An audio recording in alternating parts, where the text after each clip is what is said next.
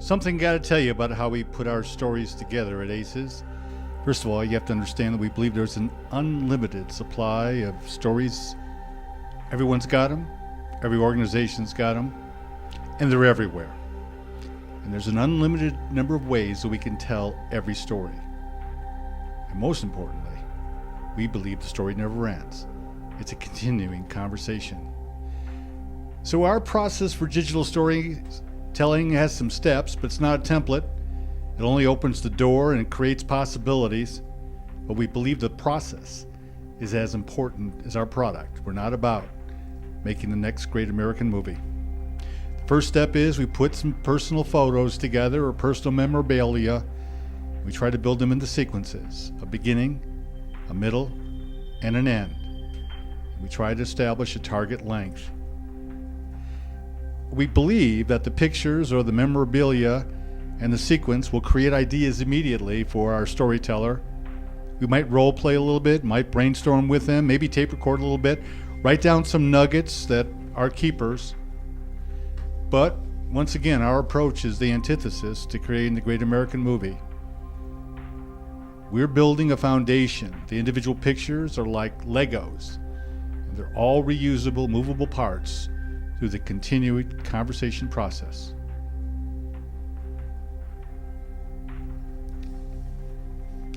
Now, when we get to the middle sequence, we hope something emerges to infuse the pictures with meaning, some interaction, some conflict, some important anecdotes that the storyteller can remember. And these come from recollections, but we might do some role-playing, some brainstorming, trying to connect the storyteller's memory to the pictures. And at this point, the ACES hosts can start to develop questions for the storyteller that prompt out this important part of the story.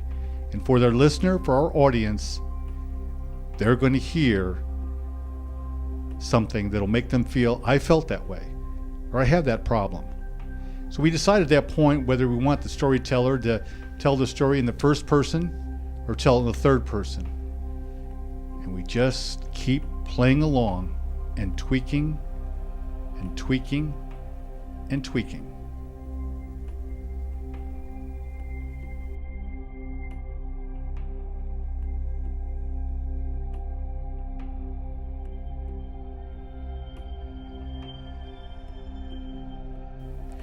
By the time we come up to the end and working on the last sequence, we're also beginning to refine the whole story. At this point, we try to hone in on who the audience is going to be for the first telling of the story. And we also need to know what we hope to accomplish with the story. Are we going to try to spark action? We try to communicate who the storyteller is. We're going to transmit their brand, share some knowledge, create a vision of the future, engender collaboration. All those things are possible.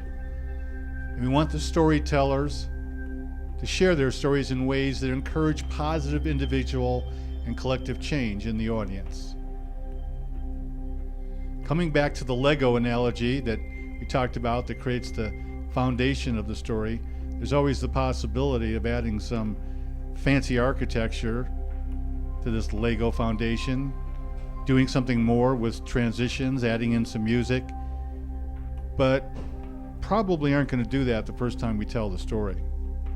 We really want to collect the nuggets that we can use to continue the story so it becomes a continuous conversation. So we look for those key phrases, those anecdotes, mini narratives and scenes that can keep it going. And just remember that in our process, the story just keeps going on. It's a continuous conversation.